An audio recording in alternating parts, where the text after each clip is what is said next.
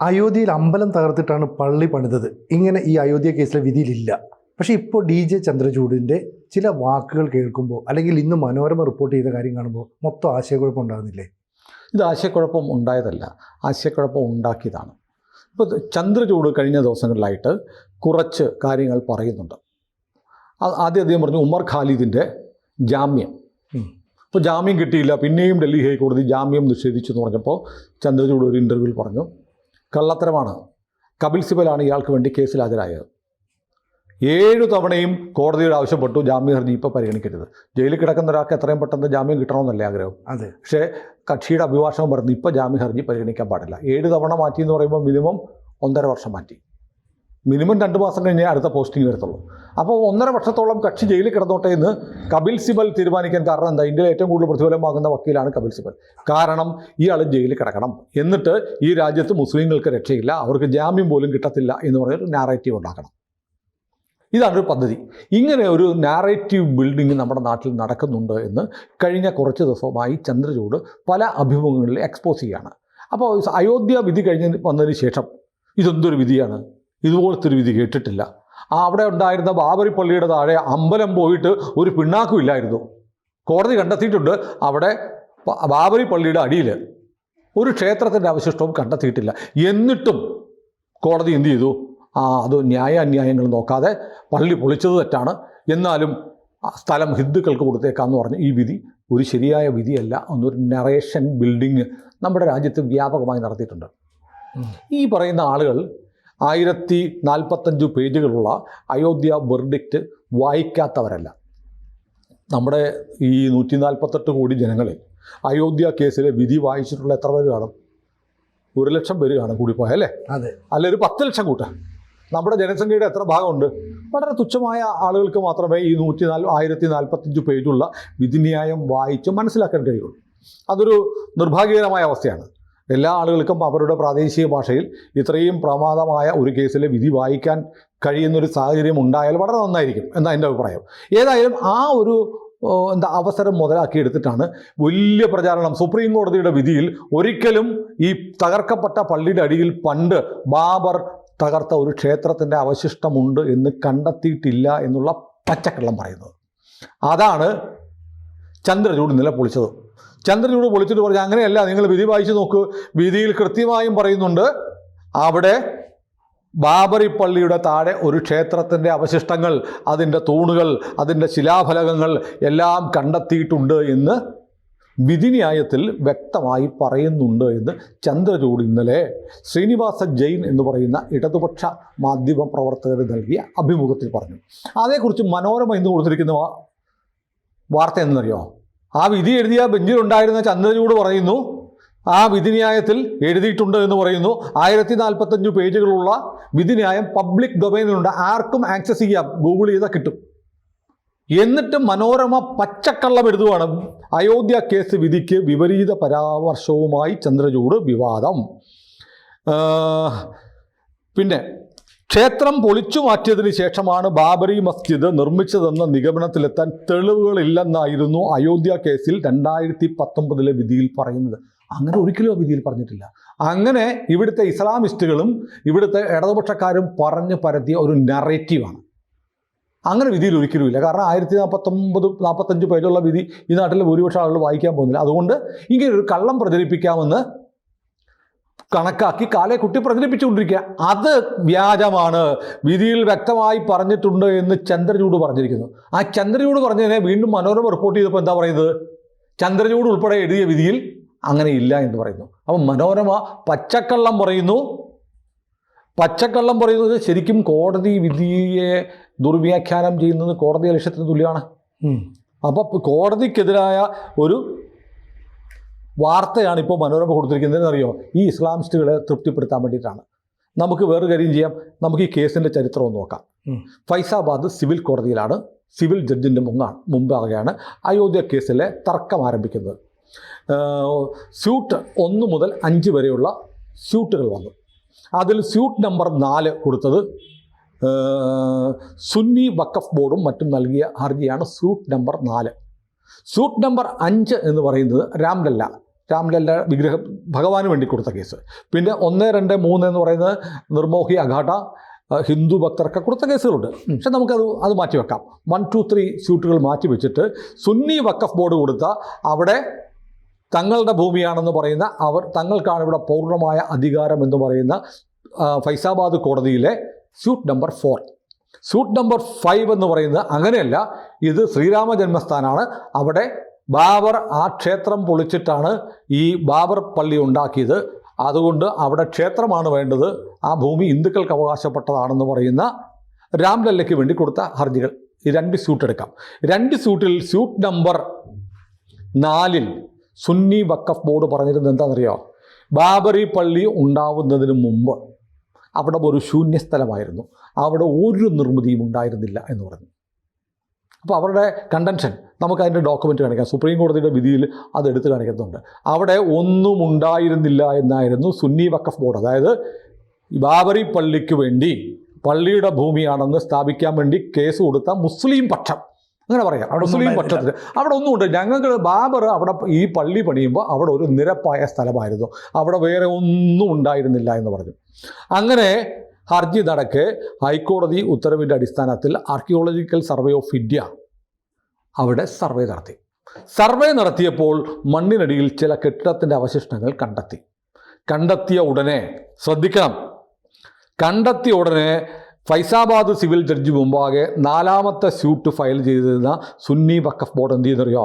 അവരുടെ ആദ്യത്തെ അപേക്ഷ അമെൻഡ് ചെയ്തു, ഭേദഗതി ചെയ്തു. എന്നിട്ട് പറഞ്ഞു അവിടെ ഉണ്ടായിരുന്ന കണ്ടെച്ച നിർമ്മിതികൾ വേക്കൻ്റ് ആയിരുന്നു, ശൂന്യസ്ഥലമായിരുന്നു പറഞ്ഞ അവിടെ ഉണ്ടായിരുന്നെങ്കിൽ അത് ഏതെങ്കിലും ഈദ്ഗാഹോ പൗരാണികമായ ഒരു മുസ്ലിം പള്ളിയോ ആയിരുന്നിരിക്കാമെന്ന് പറഞ്ഞു. അടിയിലെ ഈ അവശിഷ്ടം കണ്ടെത്തിയപ്പോൾ അപ്പോൾ ആദ്യം പറഞ്ഞു ഒന്നുമില്ലെന്ന് പറഞ്ഞു. ഇവർ തന്നെ ഇത് അമെൻഡ് ചെയ്തു. അപ്പോൾ കേസ് വന്നപ്പോൾ അവർ കരുതി എന്ത് ചെയ്താൽ ഇത് ആർക്കിയോളജിക്കൽ സർവേ ഓഫ് ഇന്ത്യ വന്നിട്ട് ഒരു സർവേ നടത്താൻ ഹൈക്കോടതി ഉത്തരവിടുമെന്ന് ഇവർ കരുതിയില്ല. അങ്ങനെ പ്രാഥമിക സർവേയിൽ തന്നെ അതിനടിയിൽ നിന്ന് ചില നിർമ്മിതികൾ കണ്ടെത്തിയപ്പോൾ ഈ സുന്നി വഖഫ് ബോർഡ് നിലപാട് പറഞ്ഞു, അങ്ങനെ വല്ലതും കണ്ടെങ്കിൽ അത് ഞങ്ങളുടെ വേറൊരു പള്ളിയുടെ സാധനമാണ് എന്ന് പറഞ്ഞു. അതിന് എന്ത് ചോദിച്ചു? ഈ നിലപാട് ഇവർ നിലപാട് മാറ്റിയെന്ന് 1045 പേജുള്ള സുപ്രീം കോടതിയുടെ ഉത്തരവിൽ പറയുന്നുണ്ട്. പിന്നീട് സംഭവിച്ചെന്താ? ഹൈക്കോടതി ഉത്തരവ് പ്രകാരം ആർക്കിയോളജിക്കൽ സർവേ ഓഫ് ഇന്ത്യ വളരെ വിശദമായ പരിശോധന നടത്തി. വിശദമായ പരിശോധന എങ്ങനെ നടത്തിയത്? എല്ലാ കക്ഷികളെയും വിളിച്ചു, ഫോട്ടോഗ്രാഫ്സ് എടുത്തു, ഈ സർവേ നടത്തുന്നത് മുഴുവൻ ഭൂമി തുറന്ന് ഉള്ള സർവേയാണ്, അത് മുഴുവൻ വീഡിയോഗ്രാഫി ചെയ്തു. ഒരു വ്യാജവും നടക്കുകയില്ല. പോലീസുണ്ട്, കോടതി നിയോഗിച്ച ഉദ്യോഗസ്ഥരുണ്ട്, കക്ഷികളുണ്ട്, സുന്നി വഖഫ് ബോർഡിൻ്റെ ആളുകൾ, ഹിന്ദു പക്ഷത്തിൻ്റെ ആളുകൾ എല്ലാം സർവേ നടത്തിയപ്പോൾ വളരെ വിശാലമായ സർവേ നടത്തിയപ്പോൾ കൊത്തുപണികളുള്ള തൂണുകൾ, ചുവരുകൾ ഒക്കെ കിട്ടിക്കഴിഞ്ഞപ്പോഴത്തേക്ക് അത് പരിശോധിച്ചപ്പോൾ ഇത് 12ാം നൂറ്റാണ്ടിലെ നിർമ്മിതിയാണെന്ന് പറഞ്ഞു. ഭൂമിക്കടിയിൽ നിന്ന് കണ്ടെത്തിയ ഭാഗങ്ങൾ നോക്കുമ്പോൾ അത് ഹിന്ദു ദേവതകളുടെയും ഹിന്ദു ചിഹ്നങ്ങളും രേഖപ്പെടുത്തിയ ശിലാസ്തൂപങ്ങളാണെന്ന് കണ്ടെത്തി. അത് രേഖപ്പെടുത്തി അത് കോടതിയിൽ വരുമ്പോൾ കോടതി വളരെ കൃത്യമായി പറയുന്നുണ്ട്, ഇതെല്ലാം ഇസ്ലാമിക കൾച്ചറുമായി ബന്ധപ്പെട്ട ഒന്നുമല്ല കണ്ടെത്തിയത് മുഴുവൻ എന്താണ്? ഹിന്ദു നിർമ്മാണ രീതിയിലുള്ള അവശിഷ്ടങ്ങൾ ഈ മണ്ണിനടിയിൽ നിന്ന് കിട്ടി എന്ന് ആർക്കിയോളജിക്കൽ സർവേ ഓഫ് ഇന്ത്യ കണ്ടെത്തിയ കാര്യം സുപ്രീം കോടതിയുടെ ഉത്തരവിൽ പറയുന്നുണ്ട്. എന്നിട്ടാണ് ഇവർ പറയുന്നത്, ഇന്നും മനോരമ എഴുതി വെച്ചിരിക്കുന്നത് എന്താണ്? അവിടെ ഒരു നിർമ്മിതി കണ്ടെത്തിയിട്ടില്ല, ക്ഷേത്രമുണ്ടായിരുന്നു എന്നതിന് തെളിവ് കിട്ടിയില്ല എന്ന് പറയുന്നത്. അപ്പോൾ എന്ത് പറ്റി? അപ്പോൾ സുപ്രീം കോടതി ഉത്തരവിൻ്റെ ഇൻഡെക്സിലെ P1, P2 ഈ P1, P2 ഡോക്യുമെൻറ്റിൽ ആർക്കിയോളജിക്കൽ സർവേ ഓഫ് ഇന്ത്യ വിശാലമായ സർവേ നടത്തിയപ്പോൾ കിട്ടിയ സാധനങ്ങളുടെ ലിസ്റ്റ് എന്തൊക്കെയാണ്, അതിൻ്റെ സ്വഭാവം, അത് 12ാം നൂറ്റാണ്ടിലാണ്, അത് ഹിന്ദു ക്ഷേത്രത്തിൻ്റെ അവശിഷ്ടങ്ങളാണ് എന്നതിൻ്റെ തെളിവുകൾ കോടതി മുമ്പാകെ ഹാജരാക്കിയത് P1, P2 ആയിട്ട് ഈ സുപ്രീം കോടതിയുടെ വിധിയുടെ ഉത്തരവിൽ മാർക്ക് ചെയ്തിട്ടുണ്ട്. അതിലേറെ എന്താ തെളിവ് വേണ്ടത്? അപ്പോൾ ഇത്രയും തെളിവുകൾ വളരെ കൃത്യമായി സുപ്രീം കോടതി ASIയുടെ സർവേയുടെ ഭാഗമായി കൊണ്ടുവന്ന് ഈ വിധിയിലൂടെ പറഞ്ഞിരുന്നു, അവിടെ ഭൂമിക്കടിയിൽ ഒരു ക്ഷേത്രത്തിൻ്റെ അവശിഷ്ടങ്ങൾ കണ്ടെത്തിയിട്ടുണ്ട് എന്നു വളരെ വ്യക്തമായി, ഒരാശയക്കുഴപ്പവും ഉണ്ടാവാത്ത തരത്തിൽ കൃത്യമായ തെളിവുകളും രേഖകളും സഹിതം സുപ്രീം കോടതിയുടെ വിധിന്യായത്തിൽ ഉൾപ്പെടുത്തിയിട്ടുണ്ട്. ഇത് കണ്ടിട്ടും വെറുതെ ഒരു ഫേക്ക് നറേറ്റീവ് ഉണ്ടാവുകയാണ്. അത് അനീതിയാണ് മുസ്ലിങ്ങളോട് കാണിച്ചത്. കോടതി പറഞ്ഞിട്ടുണ്ട് അവിടെ ഭൂമിക്കടിയിൽ ഒന്നും ഉണ്ടായിരുന്നില്ല, എന്നിട്ടും ഇത് ഹിന്ദുക്കളുടെ ആണെന്ന് പറഞ്ഞു. പിന്നെ ഈ ക്ഷേത്രം പൊളിച്ചത് കുറ്റകരമാണെന്ന് കണ്ടു. ക്ഷേത്രമല്ല, മസ്ജിദ് പൊളിച്ചത് കുറ്റകരമാണെന്ന് കോടതി കണ്ടു. അങ്ങനെ കുറ്റം ചെയ്തെങ്കിൽ അവരെ ശിക്ഷിക്കുന്നതിന് പകരം എന്ത് ചെയ്തു? എന്തായാലും കുറ്റം അതിൻ്റെ വീടങ്ങ് പൊളിച്ചു കളഞ്ഞു. എന്നിട്ട് ഇനിയിപ്പോൾ പക്ഷേ അത് ഹിന്ദുക്കൾക്ക് കൊടുത്തേക്കാൻ തീരുമാനിച്ചു. എന്നിട്ട് പള്ളിപ്പറമ്പിൽ രാമൻ എന്നൊരു ഫേക്ക് നറേറ്റീവ് കേരളത്തിൽ പോലും ഉണ്ടാക്കി. സത്യത്തിൽ സുപ്രീം കോടതിയുടെ അന്നത്തെ വിധിന്യായത്തിൽ വളരെ കൃത്യമായി പറയുന്നുണ്ട്, അമ്പലം പൊളിച്ചിട്ടാണ് ബാബറുടെ കാലത്ത് ഈ മസ്ജിദ് ഉണ്ടാക്കിയതെന്ന് കൃത്യമായി പറഞ്ഞിട്ടും അങ്ങനെയല്ല എന്ന് പറഞ്ഞ് നിരന്തരം മുസ്ലിം ഹാൻഡിലുകളും ഇടതുപക്ഷ ഹാൻഡിലുകളും ഇങ്ങനെ നറേറ്റീവ്സ് ഉണ്ടാക്കിക്കൊണ്ടിരിക്കുകയാണ്.